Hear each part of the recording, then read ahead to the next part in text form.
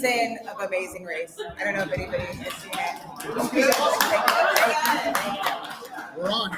Oh, we are? Oh, hi. Hi. Sorry. You know, we guest do like... host on But First Coffee a couple of weeks ago, and John was so mad. Furious. I was so sick.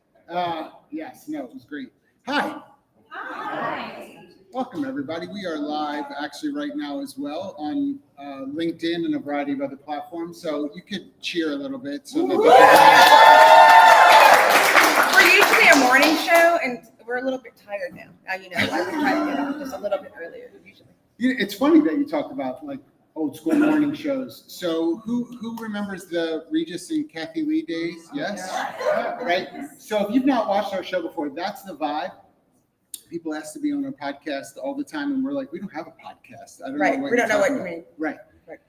We're wearing purple for those of you who have not watched The Amazing Race yet, because Jackye is part of Team Purple. That's right. With her sister. That's right. And it was an amazing experience. Listen. I need more. It was like so. Literally, he was kidding that he was going to play the theme song for The Amazing Race, and I was like, "Oh my god!" My sister played it, and I was like, I had a visceral reaction where I was like, "We watched it for about 6 months." And what was funny, and someone mentioned where I don't know where Nikki went, was mentioning it today that, "Oh my god, I remember when you changed your hair." And what's funny is like I wasn't allowed to tell anyone. If you know, I do But First Coffee and I do Inclusive AF. I told them in 5 minutes they're going to announce that I was on The Amazing Race. I'll call you later, right? And then I was like, oh, what's going to happen? Because we actually filmed it a year and a half ago. And during that time, I don't know, some of you who know me well, even if you don't know me that well, I've lost over 80 pounds. Right? I quit smoking. I started wearing purple a lot, right? I started filming, working out, and doing all these various things. I stopped going to conferences because I was training 2 times a day to go onto The Amazing Race, only to get on there and have that one fear, my biggest fear of life happen. How many of you have ever had a moment that you were like, weren't expecting, you kind of freaked out? Right? How many of you had that and you were being followed by a film crew in a country that you found out literally 10 minutes earlier that you were going to, where you don't know the language, right? So just to give a little bit of history background on that. So because people keep asking me about the stairs scenario. So on the show, if you saw me, I had like almost a full panic attack over some stairs. So I used to live in Florida, and in Florida, there's hurricane season. And also, if anybody from Florida, yeah, you're close. If you live in Florida, then you know people wear either flip-flops. Like as a woman, it's like I'm either gonna wear flip-flops all the time, or I'm wearing heels all the time. It was either flip-flops or heels, so like all of those, and not like good flip-flops. You wear them all the time, so they're like the Old Navy flip-flops that you have all the time. So it was hurricane season, and I had my children, and I slipped on the stairs. But I went down a flight of stairs. And what I suffered, I had to have surgery. I had to lay on my face for 2 weeks because I had surgery on my butt.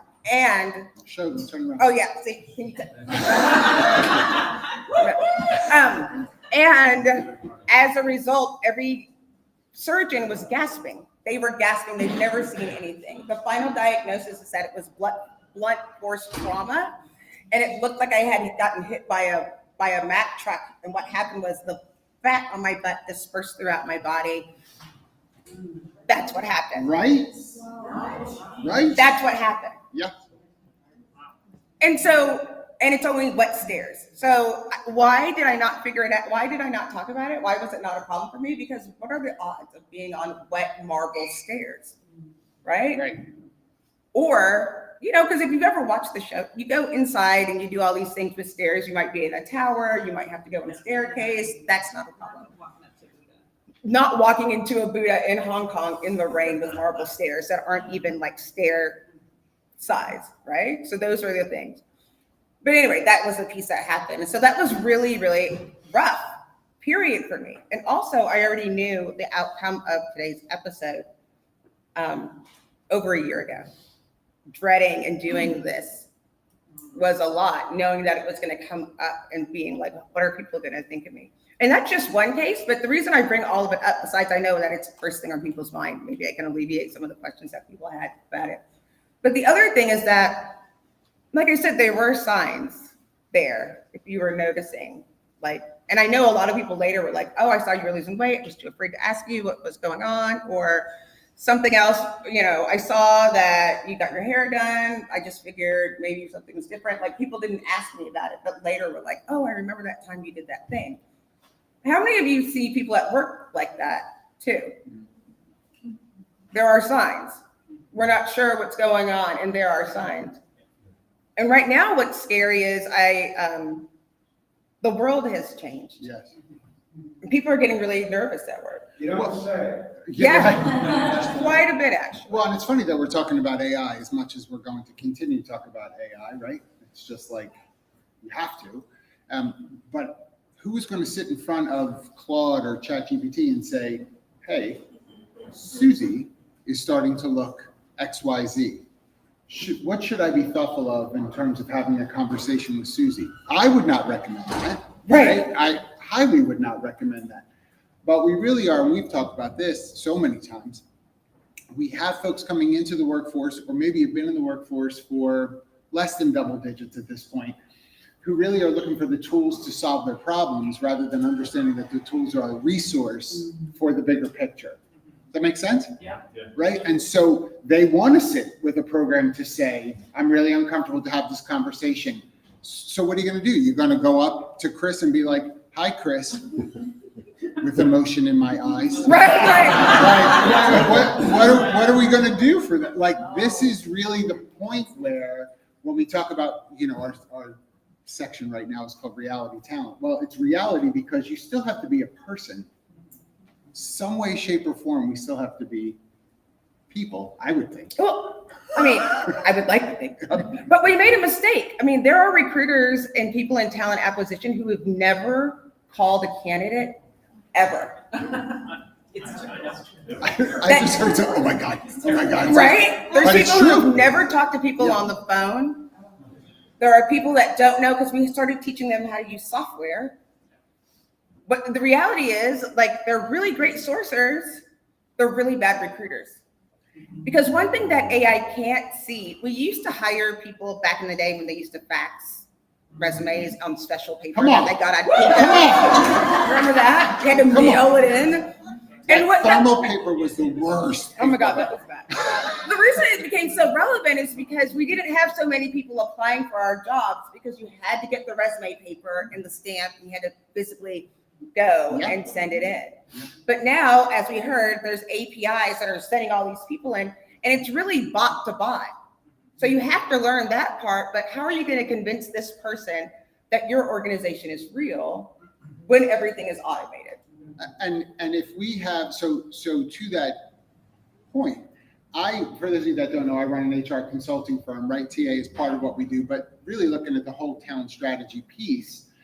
And I've got folks who are applying for jobs at Humoriso who have been a recruiter for 2 years. Let me do the air quotes, recruiter for 2 years. And they're asking now for an HR position.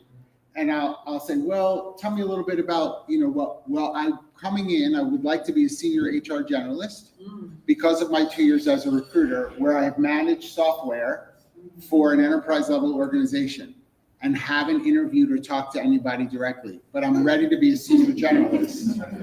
Somebody asked me, Right? it was recently, as you know, I'm looking for work. So that tells you, obviously I didn't win, and reality TV star doesn't pay a lot, Not yet. Not yet. Bachelorette. But the thing that was funny, Sorry. Tom. oh Lord Jesus. Woo! Is that live? Don't tell him. We're kidding, Tom. Just kidding, jokes. But somebody asked me, what job am I going to look for? What are you going to be doing? And I was like, well, I'm thinking about consulting. And I was like, I'm not really sure what's next. And they were like, oh, well, CHRO. Based on your title, your next job should be CHRO. And I was like, I don't do benefits. And they were like, you can use ChatGPT to do most benefits. CHROs don't do that. Yeah, they were like, nobody knows about benefits. Just find a person. And I was like, oh. Okay. No, I didn't. But I mean, that's the world that we're living in. And we have to be really realistic on what is real and what is a part that we are the only ones that can do. And what is the work to be done? I really appreciate taking job descriptions and putting them into AI related product. That's awesome. I still want you to take that and go and talk to the people that are actually doing that job, who will say, we hardly ever do this number one bullet point you have on this list. That's like number 9 on this list. And if you're like, well, it's still something they do, listen, we are order oriented, our brains. So if something is the first couple of bullet points, we think that that's a priority in the work. So it's even about the order of things. All of that still requires human eyes to look at these things, right? We can't just assume that the computer, as my mom would say, the computer keeps doing these things. No, lady, it's you. Right. But it is only you because you're not aware of how your inputs are affecting the result. The computer doesn't know, right? We've got to be the ones to tell it these things.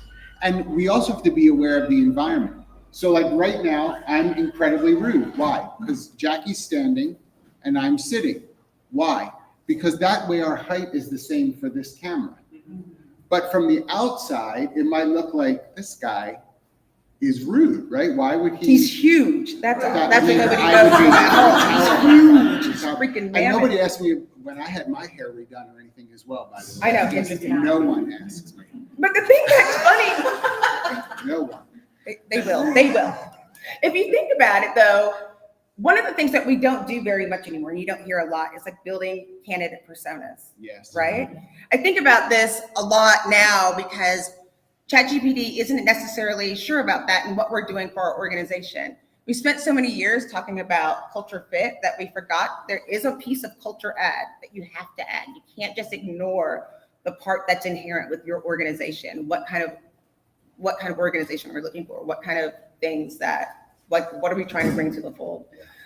One of the things that I think is really cool was being on the race and saying, what kind of person, I still can't figure out why we got on the show, me and my sister. I'm like, I don't understand. And people kept saying, you are the story because you're 51 and willing to jump out of a plane. Apparently not many people are up for that. But the other part was, it was like the coolest part is that I can walk into a room, there's 28 people that I can say, do you want to do a shot? And they'll all go, yes. And they're not going to ask how much does it cost? What kind of shot? Where are we doing? What are we doing later? Where are we going to get it? Like, we know that those people are in. It's a very specific persona. It's a very specific type of person that would, be a good cast member on the race. But then what kind of people do you have at your organization? What would be a good fit for long lasting? Because this 2-3 year bullshit that we have with people working at jobs now is really affecting the company culture. We're really trying to do those things. And like, they don't fit. They don't feel like they fit. And because we're using some of these tools, we're recruiting people that are already burnt out. We can only look backwards. We can't look forwards. And so when they get there, and because we do bad job, we didn't train our managers, we do bad jobs of performance feedback, they think the next step means leaving your organization. We've done a bad job training our managers to interview. I'm sorry. So as I just shared, I'm doing some hiring at Humoriso.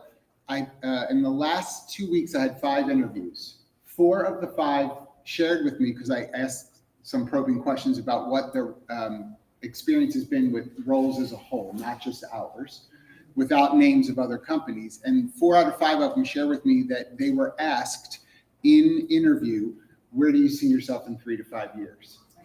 We're still asking, how is it? Because we're not training our managers and they're defaulting to some article that they found from 98 that says, ask this question about 3 to 5 years. Your manager doesn't know where they're going to be in 3 to 5 years. And some of them, quite frankly, 3 to 5 minutes. They should know that they're on their way out, right? And then we lie about things, right? I love when we say things like, I asked them this question, where do they see themselves in 5 years, right? And Chris said to me, I see myself in your position. I want to grow and become that. And we're like, oh, I love that. I love that he's got drive and hunger. And then we hire Chris. And a year in, Chris is like, okay, what do I need to do? I need your job. And we're like, whoa, yeah, you're a threat. Let me call HR. You're a little antagonistic, Right. right? You're in my face You're a little bit. aggressive. You're aggressive, right? And let me tell you all, we do that. I'm not making it up. We do that. And I'm like, yeah, but didn't you want this candidate because they had this vim and vigor? Yeah, but it's a little too much now. Oh, what's now? Help me define that, right? We set them up to fail. We do set people up to fail, but then we also have to learn to advocate for ourselves. Yeah. And I do think in that space, ChatGPT is good of asking, what am I missing? What could I get wrong? What piece? Ask ChatGPT. We did this on the show once on what do you know about me that I don't know about myself? It's terrifying. He said it was a lie. It But was my completely- ChatGPT thinks I'm great. It was awful. And I will tell you, there's still times that I will put in there something about my company and it tells me that someone else is the founder and CEO. And I'm like, well, this man owes me money. Like, who is this person, right? I can't find him anywhere. So the input still has to be sort of validated, right? You can't go by whatever got into the system to be what winds up spitting out correctly. So when you sit with ChatGPT and say, I'm interviewing, I'm a manager, I've given them access to Copilot, and I'm going to interview somebody today for a senior customer service rep, what are the best questions for me to ask? Will it give them questions? For sure. Are they all germane to the company? Probably not. You know, right now I feel like, remember, we're seeing so many people that are going to be looking for work, and we keep hearing more and more layoffs. We know that they're going to happen. We're going to be in another situation where we have PhDs taking those remedial jobs. Remember when that happened? And then and they all leave at the same time when the market turns around. And then they are looking for PhDs to work, the part-time cash register at Hallmark. And, we're not getting those types of people either. And so really now's the time to tap into your organization to see they're all looking for other jobs, by the way. All of them. Yeah. We'll just make that, don't waste the time on that. They all are. So look at what is missing. Looking at that, what they're looking for, it's like we always talk about transparency, but we're talking about real transparency. There's nothing wrong with saying this is a really tough environment, or a lot of people work on weekends, or I've heard of work-life balance. This is not that place, right? Like just tell the people, because there's people that love that stuff, but you're going to have to be transparent. And when they see that, they feel safer automatically because they know you're just going to give them the good, the bad, and the ugly. And it's allowed by law, by the way. You can tell someone as a restaurant manager they're going to work 55 hours a week. Don't tell them 40 hours a week. That is a lie. Yeah. Right. Yes. Have y'all seen the Don't Work at Angel campaign? No. Yeah. They have this whole campaign, Don't Work at Angel. We take our jobs very seriously. You're going to be, blah, blah, blah. Anyways, it's Yeah. So that was, It's honest, right? yeah. I was gonna say I'm Jen. Nice to meet you Hi, guys. Jen. So I'm looking for work. So I was actually was at Zoom. I've been in tech recruiting for about 15 years. I was at Zoom for 4 years, and I was one of the first tech recruiters hired there because they didn't have tech recruiting. Even though they've been around since 2011. And one of the things now I totally lost my train of thought. But one of the things I wanted to say was just that the whole world of technology and also being at Zoom, right? Like you would not imagine how many people don't turn on their videos. Right. Recruiters don't turn on their videos. I believe and I it. was like, guys, Yeah. ladies, Totally believe it. guys. Yeah. I was like, I'm getting on my soapbox here, Yeah. like I don't have kids, but I got 3 nieces and nephews, and I'm Yeah. like, you gotta turn your, and I would ask people, because I would do a lot of just consulting one-on-one with peeps, and I was like, why don't you turn your video on? And she was like, well, I have other stuff to do. And I was like, What are you talking about right now? This is Right. my job. Right. So I was just Right. I was like, use the tools we have. I'm like, have you enabled AI assistant within your phone? Like on Zoom, it's free. Yeah. It's free, enable it. And because I supported all AI and I was basically heading up the CTO, hiring this whole team, it's free. I didn't have to do submissions anymore because it was already summarizing the information of the conversation I was having. So if you're not having a good conversation, it's not going to summarize it on the side. No. Anyways, it's a No, but long-winded we've way of taught saying, like, people oh my this. gosh. We've taught people Yeah. this, honestly, and I know Craig's coming. Yeah. We've taught people this. And Oh, here he comes. He's so stealth. But like I have to tell you, we have let it be okay for people to not turn their Yeah. camera on so they can multitask. Yeah. If this was an in-person meeting, you would not do that in front of someone while they're sitting there. You say, hang on a second, Yeah. and work on your emails, right? You're going to look at that person and engage. We're losing some of that in some of your environments. So really, like, mean, it's we've just- got to be thoughtful. It's important, and I guess we just kind of kick off with that the reality is, with all of this age of automation, we still have to tap in and for real into the human experience and figure out what we actually need to do. That's also going to be the leverage of what sets you apart from other people, because you actually know how to relate with people. So we do Thank you all for good. this. All right. Being here today.